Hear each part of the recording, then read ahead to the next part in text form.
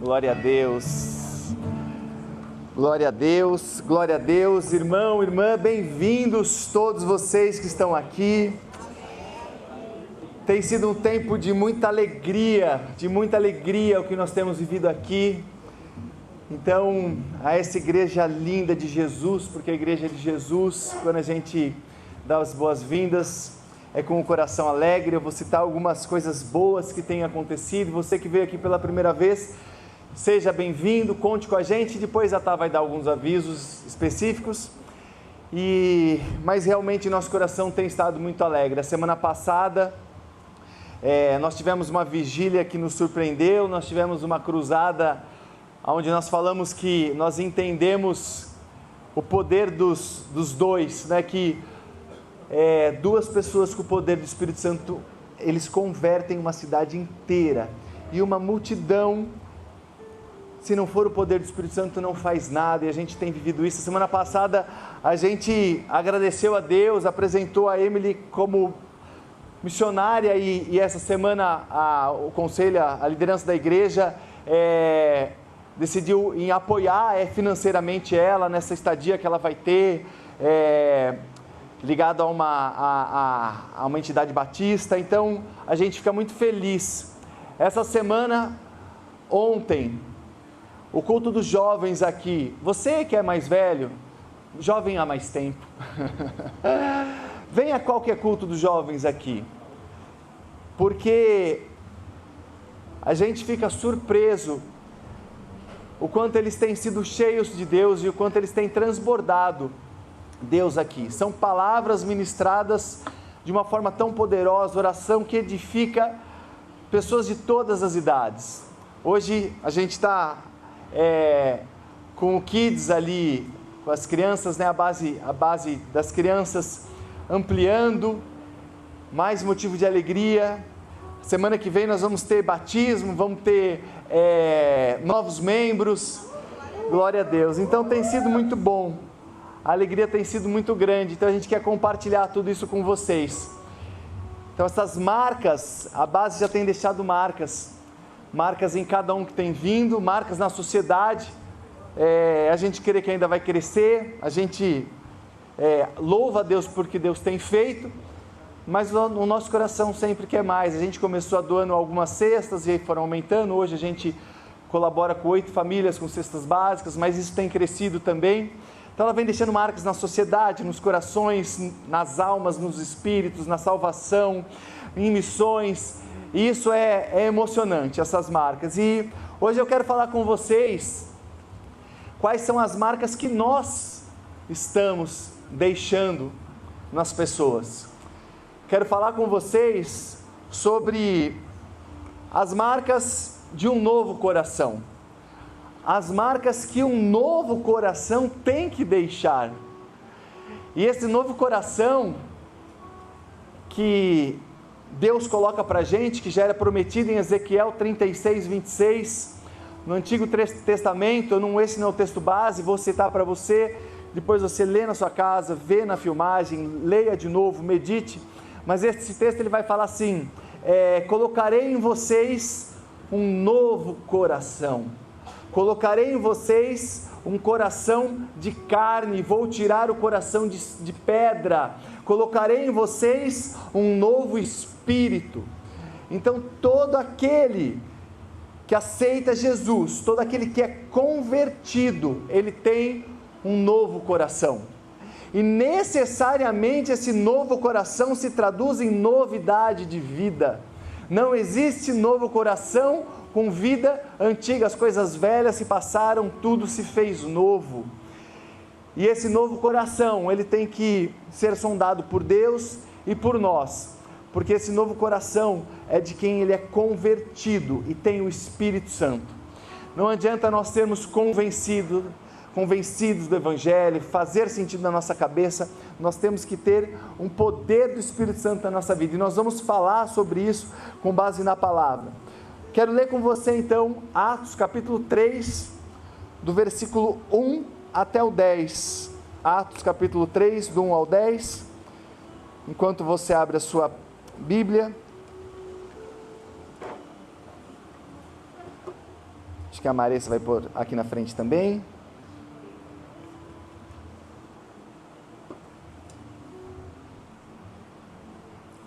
Então vamos fazer a leitura juntos, Atos 3, de 1 a 10. Vamos fazer de uma forma responsiva essa manhã? Eu leio o versículo primeiro, vocês o segundo, e a gente vai assim até o 10. Amém? Pedro e João estavam se dirigindo ao templo para a oração das 3 horas da tarde. Vocês? Estava sendo levado um homem, roxo de nascença, que diariamente era colocado à ordem do rei, chamado Formosa, para pedir esmolas aos que entravam. Quando ele viu Pedro e João, que iam entrar no templo, pediu para que dessem uma esmola.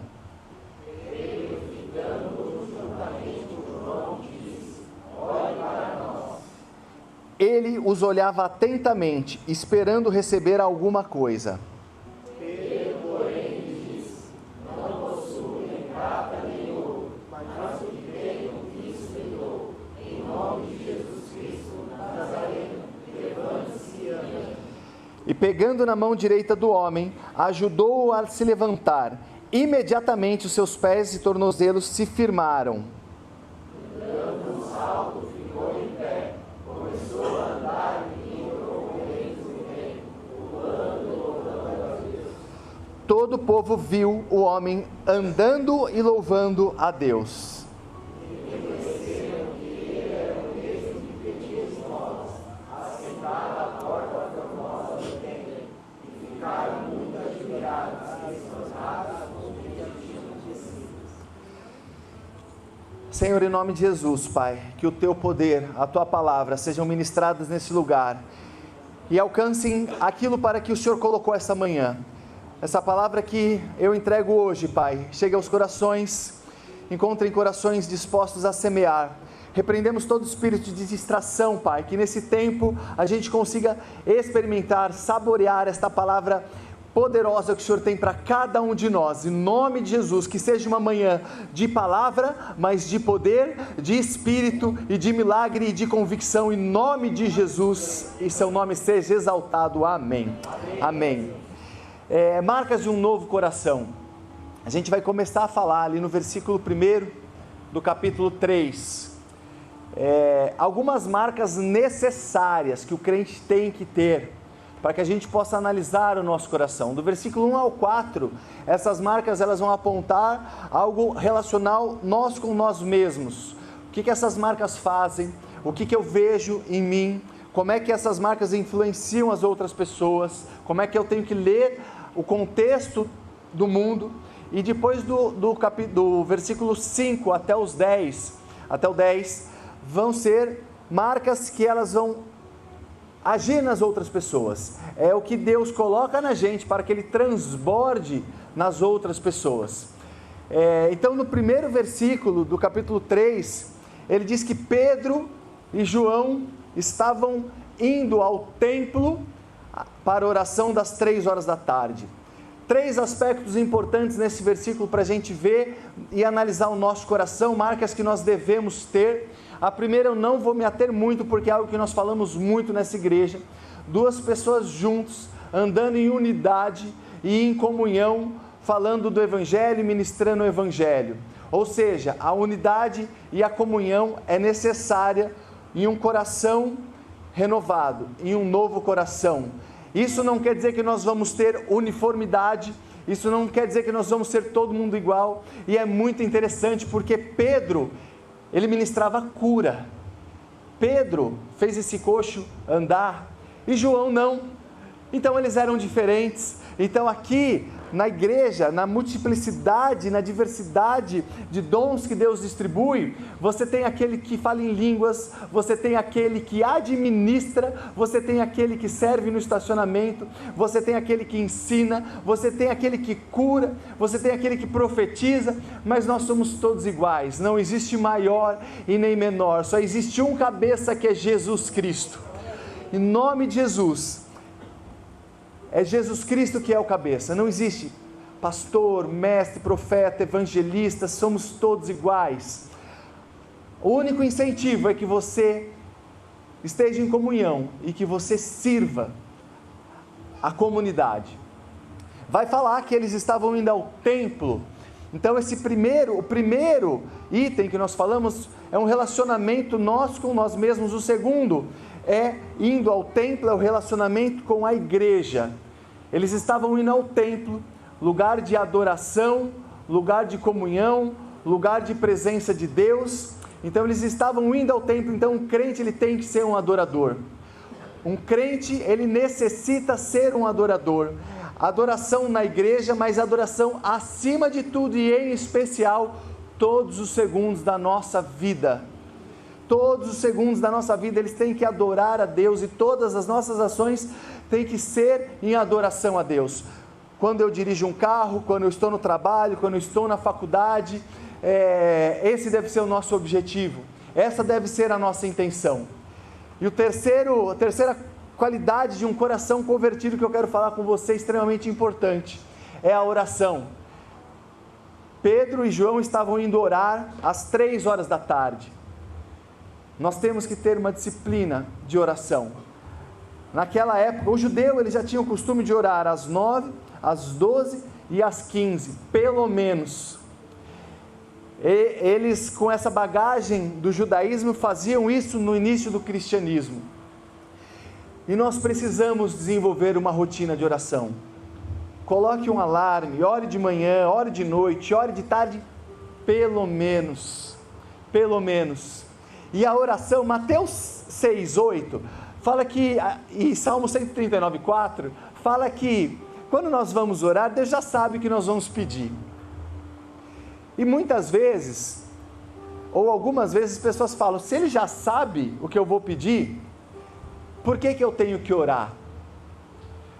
Eu tenho que orar, e deixa eu tentar transmitir bem o que eu vou falar. E se eu for orar só para pedir, em tese eu nem preciso orar mesmo. Primeiro, porque Ele já sabe. Segundo, porque eu tenho que orar para ter relacionamento, e não para o tempo inteiro ficar pedindo. Eu tenho que orar para adorar a Deus. O Pai Nosso, a primeira expressão que Ele coloca é uma expressão de adoração: santificado seja o vosso nome. Então essa oração é para adorar a Deus, Então eles estavam, Pedro e João, indo ao templo juntos, adorar, orar. São marcas de um coração de nós que somos crentes. Não existe crente que não ora.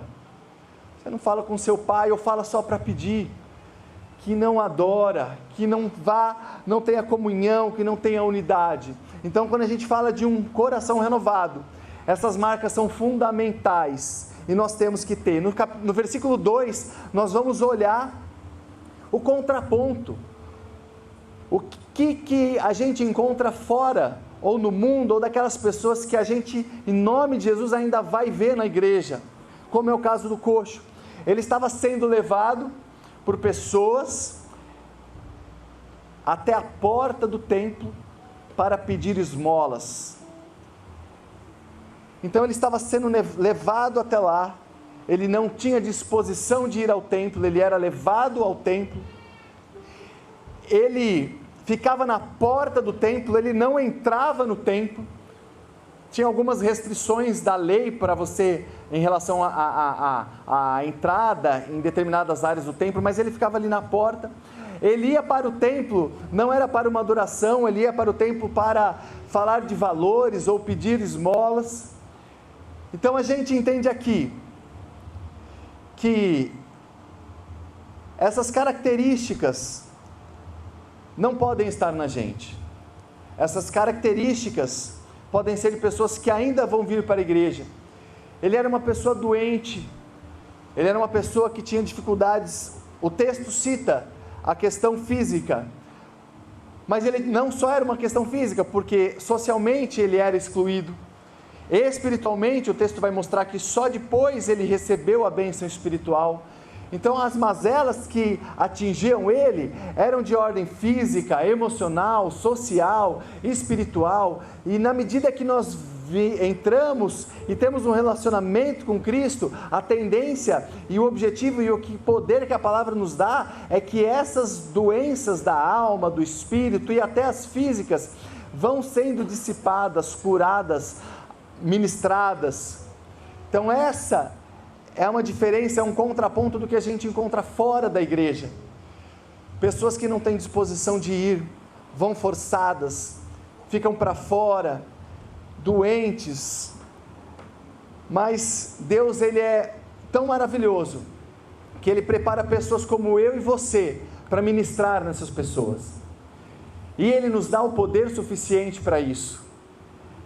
No versículo 3, vai se falar de um encontro, né? Fala que então Pedro e João estavam indo, e eles viram esse mendigo, esse coxo viu eles, e houve ali um encontro, e eu fiquei imaginando, primeiro, o encontro de Jesus com os discípulos, porque os discípulos, além de serem jovens, eles tinham atividades, pescadores, ou donos de barco, ou cobradores de impostos, cada um de uma forma, cada um com uma cabeça, cada um de uma maneira.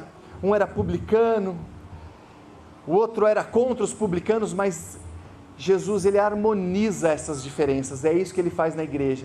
Então eu fico imaginando o encontro de Jesus, um olhar que Jesus deu para Pedro, um olhar que Jesus deu para Mateus, e eles mudaram a vida deles completamente, em poder, em glória, engrandecendo o nome de Deus. E às vezes é um olhar que Jesus, que o Espírito Santo traz no seu coração, e muda completamente a trajetória da sua vida. Às vezes a gente está querendo saber de trabalho, de casar, de ganhar dinheiro, e o Espírito Santo ministra no nosso coração, e nós vamos entender que as verdadeiras coisas são aquelas que não são da terra, mas são aquelas que são do céu. E esse encontro, eu fiquei pensando no meu encontro, e você pensa aí no seu encontro, primeiro encontro com Jesus, aquele que já tem Espírito Santo, já tem Jesus na vida, como é que foi? E tenta imaginar desse encontro, se o amor permanece até hoje, ou se isso tem mudado. Por quê? O inimigo é sutil. Olha só, aquele mendigo, ele estava ali, o coxo, por quê? Era a entrada da onde as pessoas iam adorar. Então era de uma certa forma, uma forma de constranger a pessoa que estava entrando. Porque se você está indo adorar a Deus, passa de um lado do mendigo, e a questão da esmola para o povo judeu e para o povo cristão também é extremamente importante, e você não contribui, poderia ser constrangedor, alguém poderia ver e falar, poxa, passou do lado, né? Vai orar e não ajuda nem quem está precisando. E a gente tem que ajudar, e glória a Deus que nós fazemos isso, mas olha como o inimigo é sutil. Acima de tudo é a adoração do Senhor. Então, do nosso primeiro encontro com Jesus hoje, nós temos que olhar e ver se a nossa adoração está acima de tudo, ou se nós estamos nos tornando ativistas, ou se nós estamos achando que obras são mais importantes do que a graça e do que a salvação, porque as obras são importantes e como consequência de um coração adorador. Agora, a gente não pode querer fazer obras e esquecer que as obras por si só não vão levar a lugar nenhum.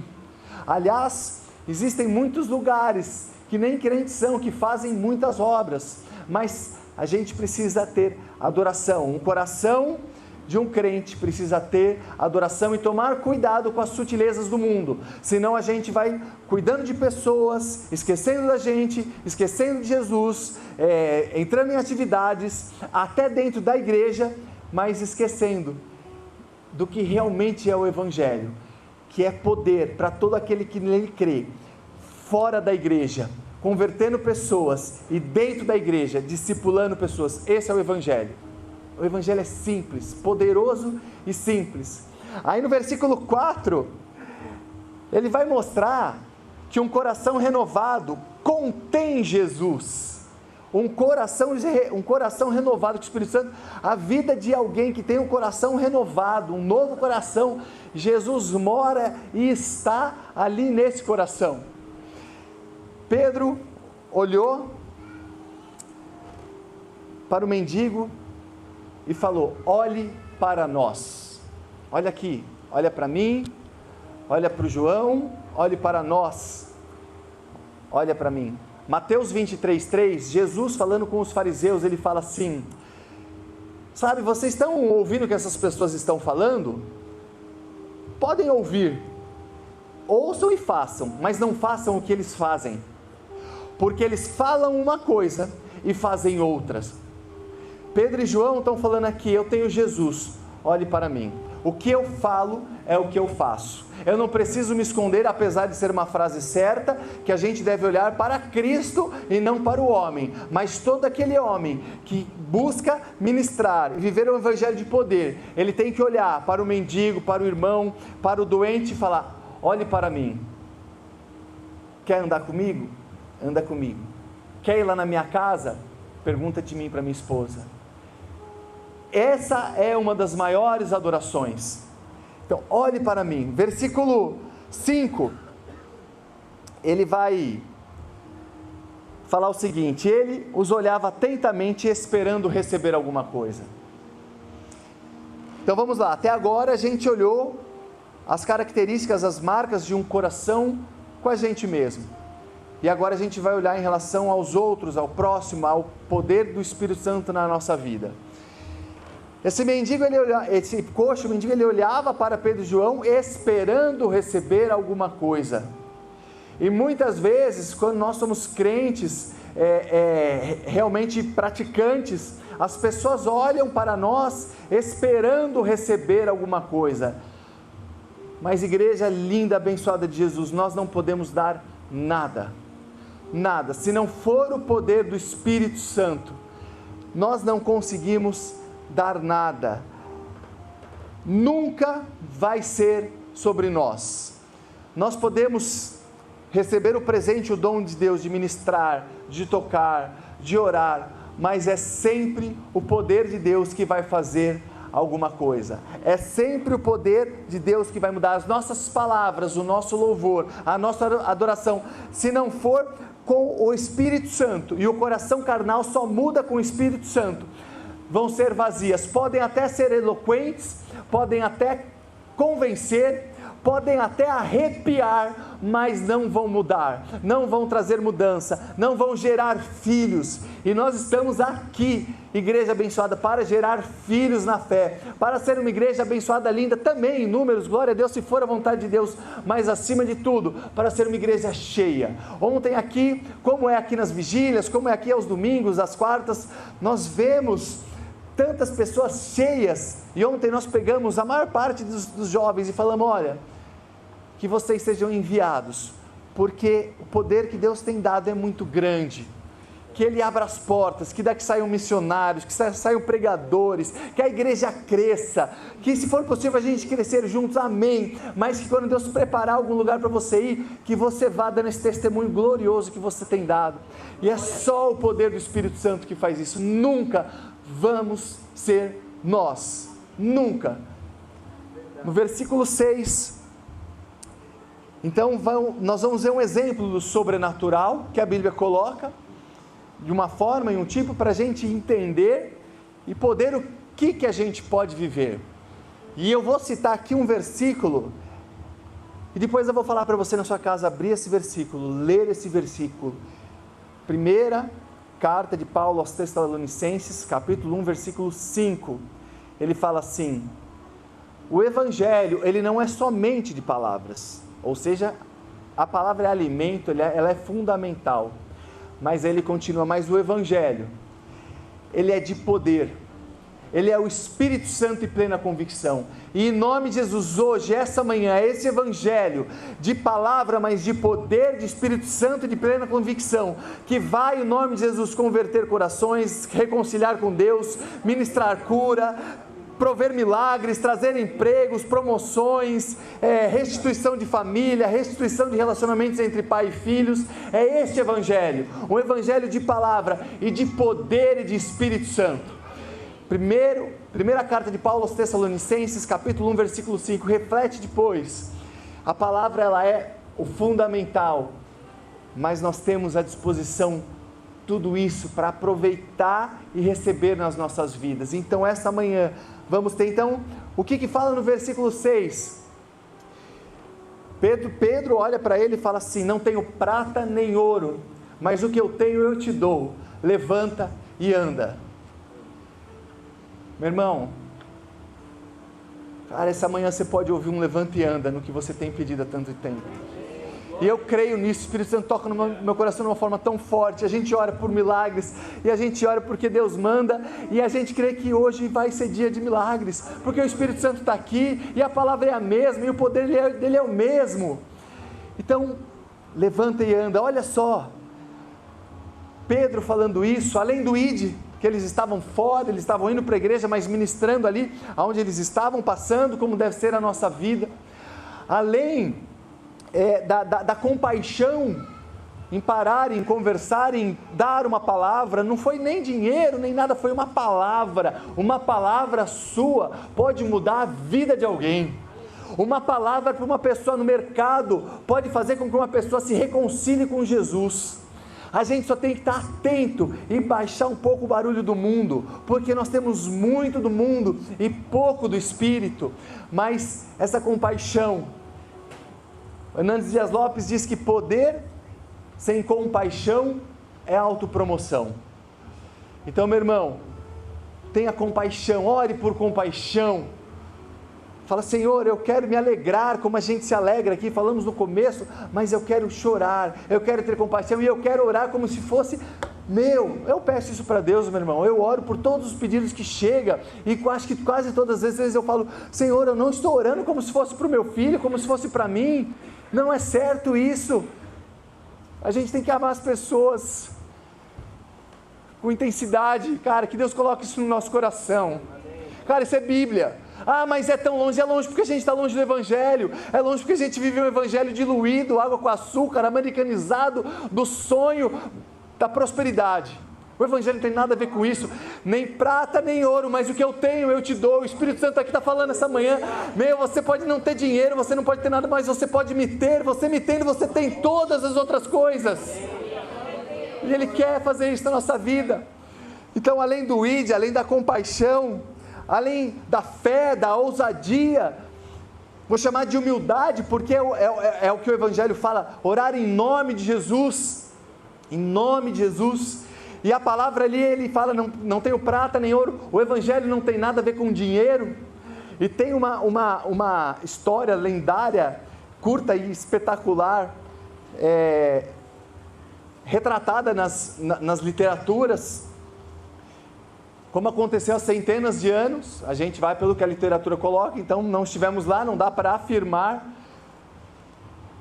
mas pesquise depois, porque é muito interessante. Tem uma história que fala que Tomás de Aquino, filósofo extremamente conhecido, quem gosta de estudar filosofia sabe da importância dele, e diz que ele estava no Vaticano junto com o Papa, e o Papa estava contando moedas de ouro e de prata, e aí o Papa viu ele, e olhou ele e falou assim, não posso dizer igual Pedro, não tenho prata nem ouro, porque o Papa estava contando as moedas de prata e de ouro, e ele olhou e falou assim, talvez constrangido, não posso dizer igual Pedro, não tenho prata nem ouro. E Tomás de Aquino falou assim, mas você não pode dizer igual Pedro, levanta e anda. Meu irmão, é muito poderoso, sabe, o Evangelho não tem a ver com valor, com ganância, com finanças, isso tudo é muito pouco. Para quem criou o mundo, Ele pode resolver qualquer coisa. Os piores problemas desta manhã podem ser resolvidos com um simples sopro do Espírito, e que Ele sopre aqui essa manhã em nome de Jesus. Versículo 7 e 8 vai mostrar o resultado desse sobrenatural, e o 9 e o 10 vai colocar o propósito disso. Versículo 7 e 8 vai dizer que o coxo, Pedro deu a mão, ajudou ele a levantar, tornozelo ficou firme, ele levantou e saltando, entrou no templo para adorar a Deus. Olha a diferença, irmão, de quem recebe uma palavra,